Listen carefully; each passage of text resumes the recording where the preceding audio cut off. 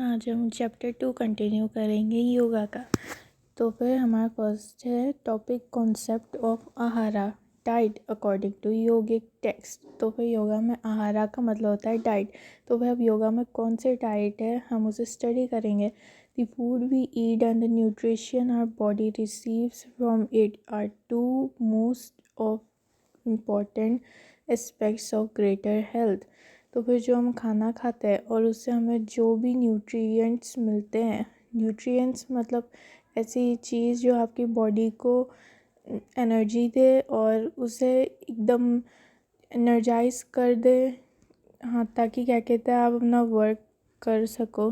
तो फिर आपके अच्छे बॉडी का वर्क करने के लिए आपको जो आप खाना खाते हो उसमें जो न्यूट्रिशन है और जो आप खाना खाते हो वो बहुत ज़्यादा इम्पॉर्टेंट रोल प्ले करता है आपकी हेल्थ में। सिंपली एक्सरसाइजिंग और doing yogasanas isn't enough to live a healthy lifestyle. तो फिर मान लो अगर आप योगा एक्सरसाइज करोगे या फिर एक्सरसाइज करोगे तो फिर उससे बस आपकी बॉडी का शेप अच्छा मिलेगा, पर इंटरनली आपको जो हेल्थ मिलनी चाहिए वो नहीं मिल पाई है अगर आप अपना फूड को न्यूट्रिशियस फूड नहीं खाओगे। तो जैसे कि विटामिन्स की कमी होना, जैसे कि कमज़ोरी आना, तो फिर इसलिए जो हम खाना खाते हैं वो बहुत इम्पॉर्टेंट रोल प्ले करता है। Individuals should keep in mind that yogic practices are only useful if we follow the concept of yogic diet। तो फिर हर योगा प्रैक्टिशनर्स मतलब जो भी योगा को प्रैक्टिस करते उन्हें ये बात याद रखनी चाहिए कि उन्हें सिर्फ योगा करने से बेनिफिट नहीं मिलेगा, पर उन्हें पूरा बेनिफिट मिलेगा योगिक डाइट से। क्योंकि मान लो अगर आपने योगिक डाइट को फॉलो किया तो फिर उसमें आपकी बॉडी भी आपको बेनिफिट्स मिलेंगे। जैसे आप एक्सरसाइज कर रहे हो तो फिर कैल्शियम से फिर बोन स्ट्रॉन्ग होंगे। तो फिर अगर आप कैल्शियम नहीं लोगे अपने फूड में तो फिर आप जो एक्सरसाइज कर रहे हो उसके आपको बेनिफिट भी नहीं मिल पाएंगे। और as we call it in modern language balanced diet, जिसे हम मॉडर्न लैंग्वेज में बैलेंस्ड डाइट भी कहते हैं। When planning a balanced diet, there are 3 essential things that everyone, especially yoga practitioners, should bear in mind। तो फिर जब हम बैलेंस डाइट क्रिएट कर रहे हैं जिसमें हर विटामिन्स न्यूट्रिएंट्स की मात्रा हम डिवाइड करें, तो फिर हमें उसमें ये 3 बातें याद रखनी चाहिए, स्पेशली उन लोगों को जो योगा को प्रैक्टिस करते हैं। तो पहला है Quality of food. Yoga emphasizes the importance of eating high quality foods। तो फिर पहला है क्वालिटी ऑफ फूड। इस बात को ध्यान रखते हुए हमें अपना बैलेंस डाइट बनाना है या फिर योगिक आहार बनाना है। तो फिर हाई क्वालिटी फूड से यहाँ पर ये मतलब है कि ऐसे फूड को चूज़ करना जिसमें बहुत सारे न्यूट्रिएंट्स और विटामिन्स हों। If the food consume is of poor quality, अगर जो खाना कंज्यूम किया उसमें ज़्यादा न्यूट्रिएंट्स विटामिन्स नहीं है, a healthy diet is incomplete. तो फिर आप उस डाइट को हेल्दी नहीं कह सकते क्योंकि आपकी बॉडी को न्यूट्रिएंट्स और विटामिन्स मिले नहीं है, तो फिर वो हेल्दी डाइट नहीं कहा जाएगा अगर आप पुअर क्वालिटी फूड खाओ तो।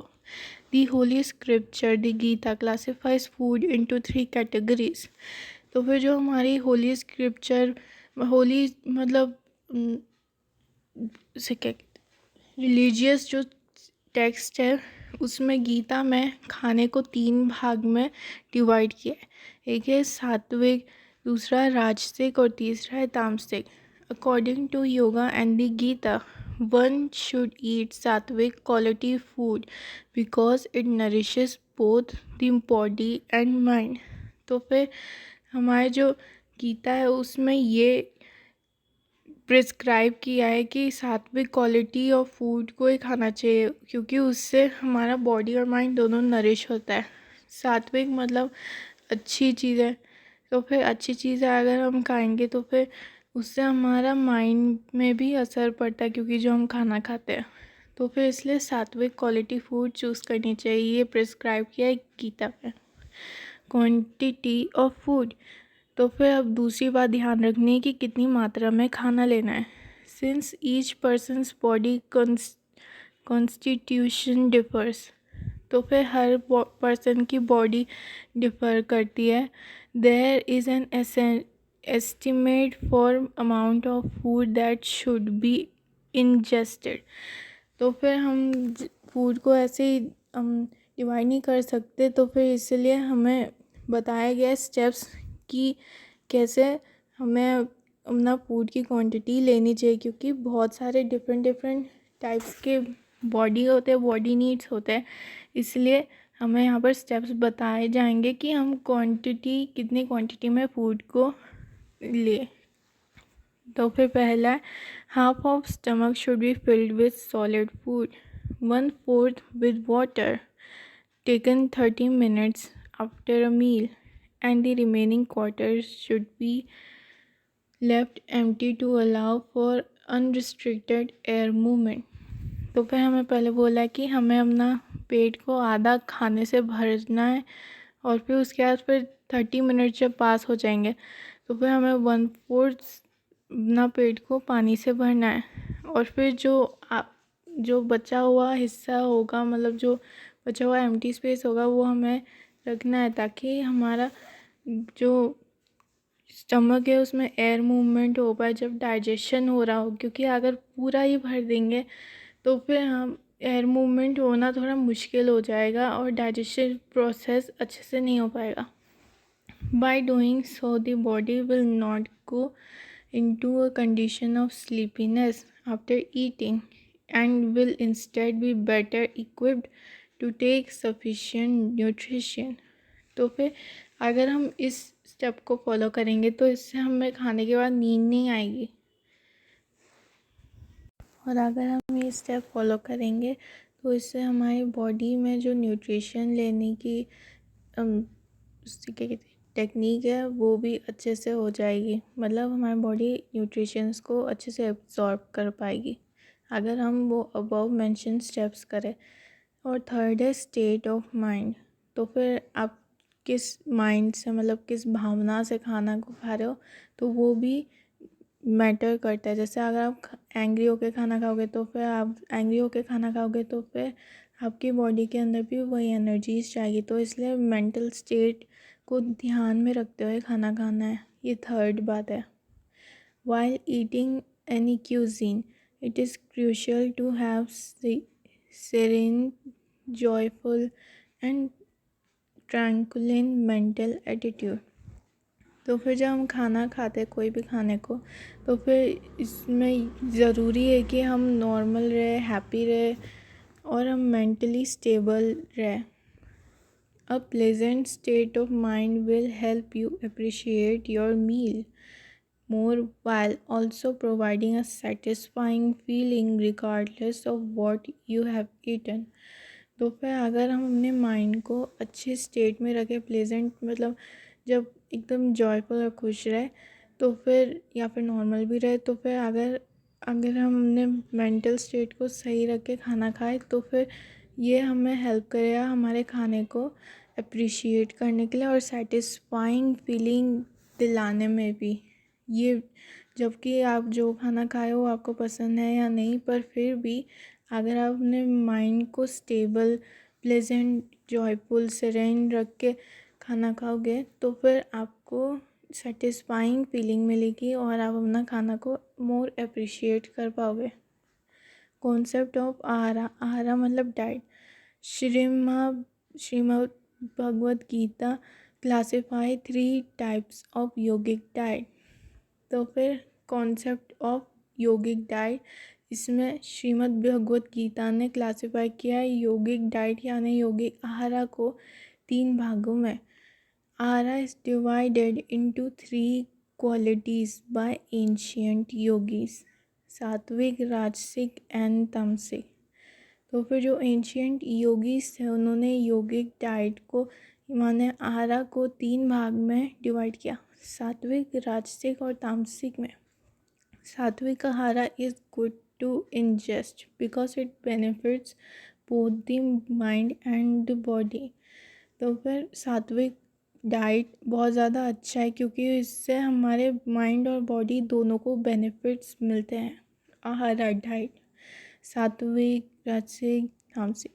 तो पहले हम सात्विक से स्टार्ट करेंगे। सात्विक आहारा, सात्विक favors food that increase longevity, mental essence, quality, well-being, and charm, as well as those that are pleasant, steady, and heartwarming. तो फिर जो सात्विक खाना है वो इंक्रीज़ करती है किसी की जीने की क्षमता, मतलब एक तरीके से आपकी लाइफ को बढ़ा देती है। लाइफ को बढ़ाने से मतलब है कि आप ज़्यादा ईयर्स तक जी पाओगे।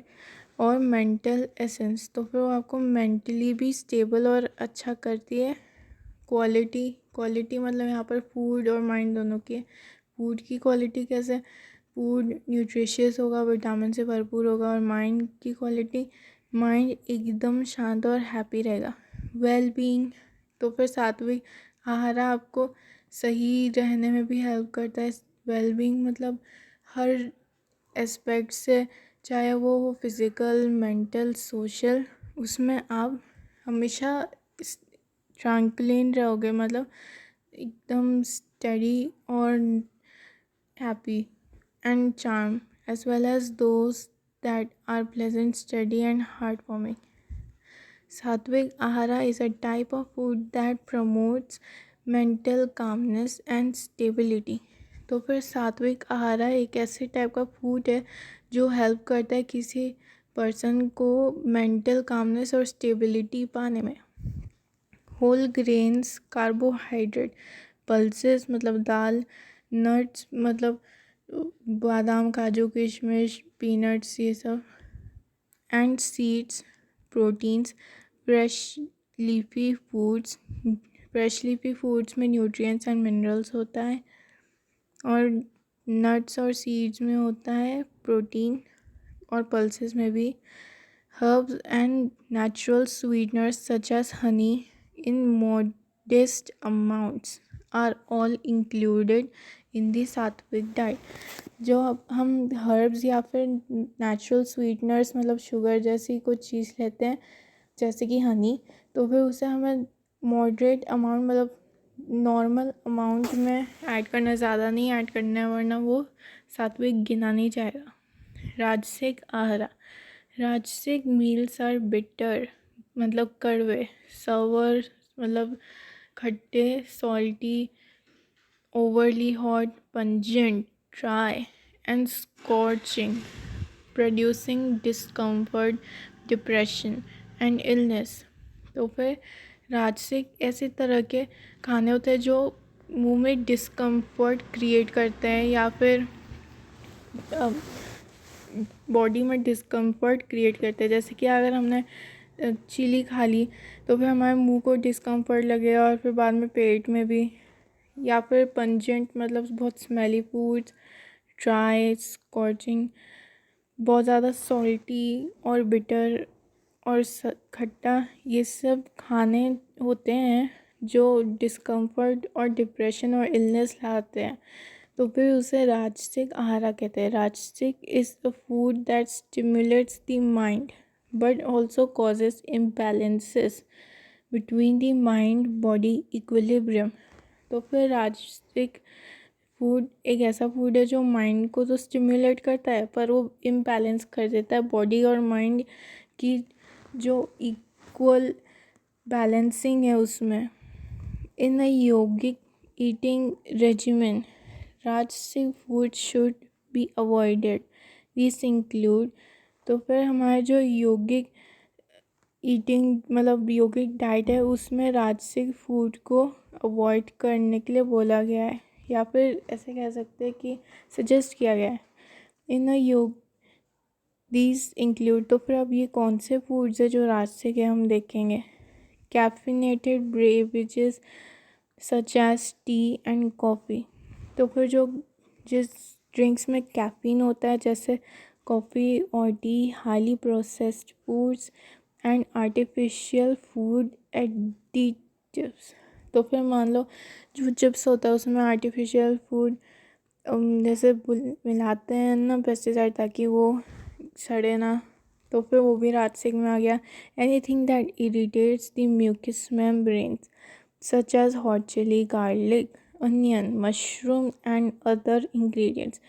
या फिर जो चीज़ें जो म्यूकस मेम्ब्रेन को एकदम इरिटेट करता है, जैसे कि गरम चिली, गार्लिक, अनियन और मशरूम और अदर इंग्रेडिएंट्स भी हो सकते हैं जो म्यूकस मेम्ब्रेन को इरिटेट करे। तो फिर ऐसे खाने जिसमें कैफ़ीन होता है, प्रोसेस्ड फूड होते हैं, आर्टिफिशियल फूड एडिटिव्स होते हैं और जो म्यूकस मेम्ब्रेन को इरिटेट करते हैं, ऐसे फूड्स होते हैं राजसिक तामसिक आहारा। दी food known as tamasic contains substantial food items that produce weirdness or slot in a person।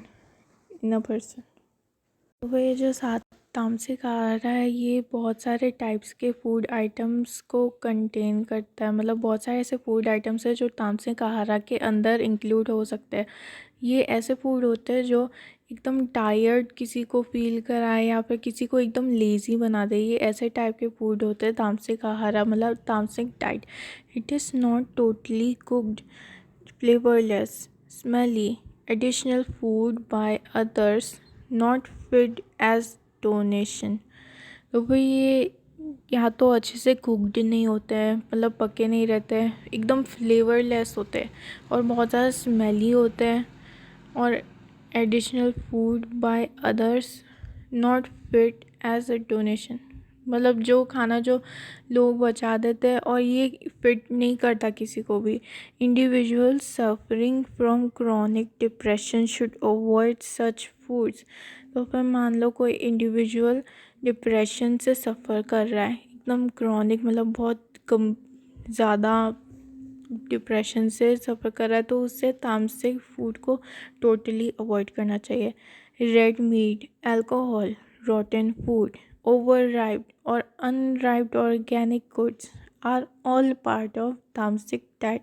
तो फिर ओवर राइप्ड में क्या आ जाएगा? बनाना। अनराइप्ड में भी क्या आ जाएगा? बनाना।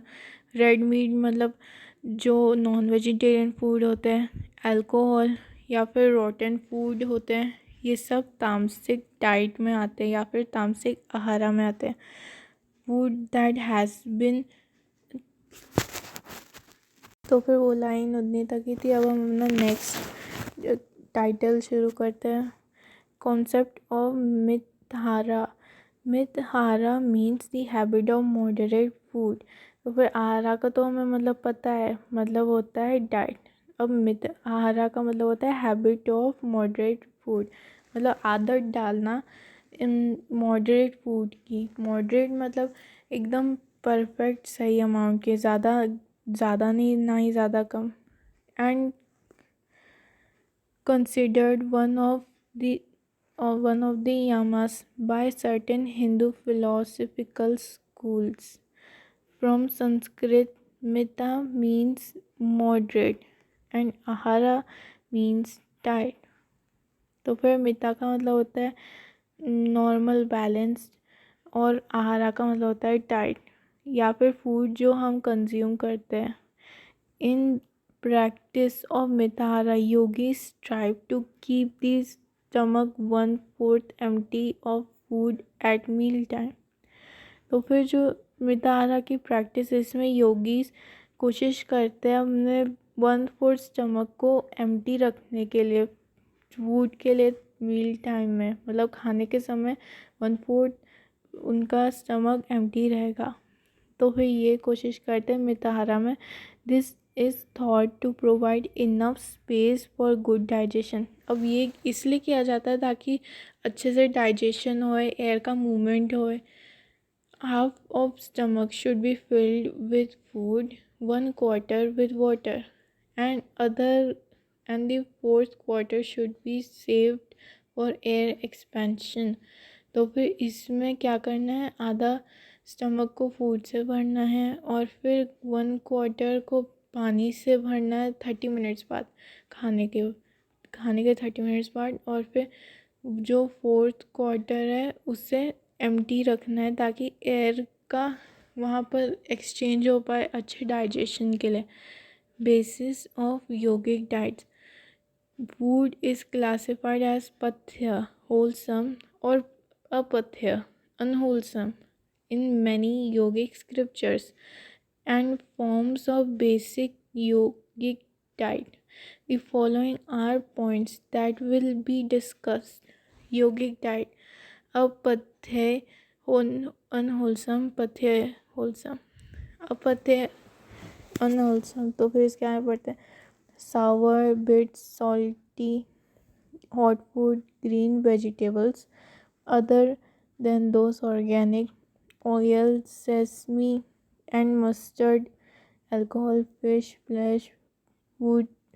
foods, curd, buttermilk, oil cake and garlic are prohibited for yogi. तो फिर जो अनहोलसम मील्स है, मतलब ऐसे खाने जिससे ज़्यादा न्यूट्रिशन नहीं मिलती, या फिर वो म्यूकस मेम्ब्रेन को या फिर बॉडी को एकदम परेशान करे या फिर इरिटेट करे, तो फिर ऐसे फूड को कहते हैं अनहोलसम. इसमें आते हैं एकदम खट्टे खाने, या फिर एकदम कड़वे खाने, या फिर एकदम सॉल्टी, या फिर एकदम बहुत गर्म खाने, या फिर green vegetables other than organic. ऐसे ग्रीन वेजिटेबल जो ऑर्गेनिक ना हो.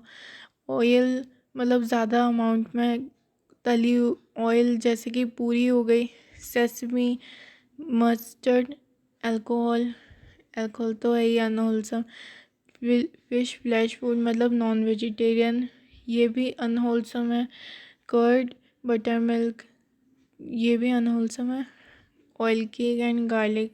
तो फिर ये सब जो भी लिस्ट में थे, ये सब योगीज के लिए मना किए गए हैं, क्योंकि ये अनहोलसम है, मतलब इनमें ज़्यादा न्यूट्रिशन वैल्यू नहीं है. According to yogic diet, unhealthy eating habits should be avoided, such as food that has been warmed after being cold. जैसे पुराना खाना हो, उसे गर्म करके दिया जाए, तो फिर ये अनहेल्दी ईटिंग हैबिट है, इससे रोकना चाहिए. ऐसे बोला है इस बुक में. इस ड्राई विदाउट कॉमन ऑयल, या फिर ऐसा खाना जो एकदम सूखा है बिना तेल के. इस ओवरली सॉल्टी और एसिडिक, और has an excessive amount of blended vegetables. तो फिर ऐसे खाने जो है ये अनहोलसम है. पथ्य wholesome. Acceptable grains: wheat, rice, grain, milk, ghee, sugar, sweet solidified sugar, dried ginger, natural product types of cucumber, 5 vegetables and pulses, and pure water are the most beneficial foods for yogi. तो फिर yogis के लिए क्या beneficial है, ये सब above listed है. The yogi should take nourishing and sweet food mixed with ghee and milk. तो फिर योगी जो है उससे बहुत नरिशिंग मतलब जिसमें बहुत सारे न्यूट्रिएंट्स और विटामिन्स हो, वो लेना चाहिए. और एकदम मीठा खाना जिसमें मिल्क और घी भी मिक्सड हो, ऐसे खाना लेना चाहिए. It is ought to sustain the dhatus, basic body constituents, and be satisfying and suitable. तो फिर ये बोलना चाह रही है टेक्स्ट कि जो हमारे जो बॉडी के कंस्टिट्यूएंट्स है, मतलब हमारे जो बॉडी के एक एक सेल्स है, पार्ट्स है, उससे ये पथ्य मतलब होलसम फूड ये सब ना उसे एकदम अलाइव कर देंगे, मतलब एकदम से उसमें जान भर देंगे. And be satisfying and suitable. तो फिर ये एक तो सेटिस्फाइंग भी लगता है खाना होलसम फूड को, और ये सूटेबल भी है. Yogic teaching strongly oppose overeating and encourage dietary moderation. तो वह जो योगिक टीचिंग्स है वो क्या कहते हैं, एकदम से मना करता है ओवर ईटिंग मतलब ज़्यादा खाना जिससे उल्टी आ जाए, मतलब उससे ओवर ईटिंग कहते हैं. और इनकरेज करता है डाइटरी मॉडरेशन. तो फिर डाइटरी मॉडरेशन का मतलब होता है कि एक पर स्पेसिफिक डाइट में उसे लेना. डाइट मतलब वो होता है ना बैलेंस फूड खाना. तो फिर योगा टीचिंग इंकरेज करते हैं डाइट्स को, हेल्दी डाइट्स को। पर yogic literature in Indian philosophy states that extra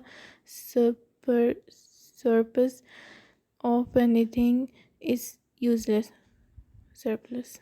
तो फिर योगिक लिटरेचर में बोला गया है कि अगर हम किसी भी चीज़ का एक्स्ट्रा करते हैं, किसी भी चीज़ का, तो फिर वो यूज़लेस है। जैसे अगर हमने ज़्यादा खाना खा लिया तो फिर अब डाइजेशन में प्रॉब्लम होगी और पूरा स्टमक, डाइजेस्टिव सिस्टम में प्रॉब्लम हो जाएगी। तो फिर इसलिए बोला योगिक इन टेक्स्ट में कि एनीथिंग या फिर किसी का भी ज़्यादा एक्स्ट्रा यूज़ करना यूज़लेस कर देता है।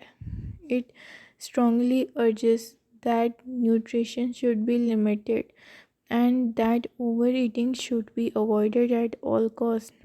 तो फिर ये योगिक लिटरेचर ये बोलता है कि न्यूट्रिशन को हमें लिमिटेड फॉर्म में लेना है और ओवर ईटिंग नहीं करना है, ताकि क्योंकि अगर हम न्यूट्रिशंस को भी ओवर करें तो फिर उससे क्या कहते हैं डाइजेस्ट करने में प्रॉब्लम होगी। तो फिर ये सब similarly higher yogic techniques such as meditation and pranayams are performed while sitting for long periods of time, during which light and proper food becomes increasingly important। तो फिर जो हम हायर योगिक टेक्निक्स करते हैं जैसे प्राणायाम मतलब ब्रीदिंग कंट्रोल और meditation, इसमें हमें एकदम बड़े लंबे समय तक बैठना होता है। तो उसके लिए दो चीज़ें बहुत ज़रूरी हो जाती है। एक तो प्रॉपर खाना खाने की और दूसरा लाइट की। लाइट मतलब डे लाइट। तो फिर ये दोनों चीज़ें बहुत इम्पोर्टेंट हो जाती है, क्योंकि अगर हम मेडिटेशन या फिर प्राणायाम करें और उस बीच डाइजेस्टिव सिस्टम में प्रॉब्लम आ जाए तो फिर वो हायर योगिक टेक्निक से हम हट जाएंगे, क्योंकि फिर हमें डाइजेस्टिव सिस्टम को ध्यान में रखना होगा। तो फिर ताकि वो डिस्टर्बेंस ना हो, इसलिए उसके लिए हमें योगिक डाइट को फॉलो करना चाहिए।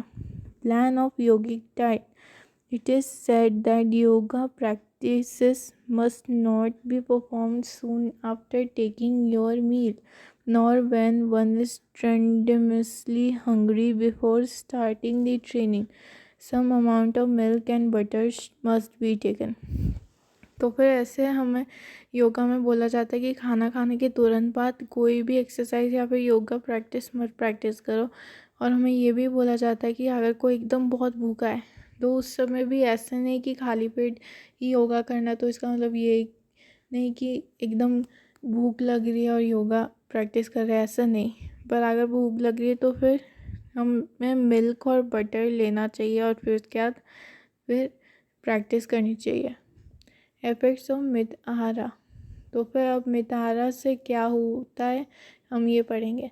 It is customary in the yoga eating plan to begin the day with glass of warm water blended with lemon। तो फिर ये एक रूल है योगिक ईटिंग प्लान में, मतलब मित आहारा में, कि हमें पहले जैसे ही दिन की शुरुआत होती है हमें वार्म ग्लास ऑफ वाटर चाहिए, मतलब गुनगुना पानी, उसमें थोड़ा सा नींबू मिक्स करके पीना चाहिए। This detoxifies the body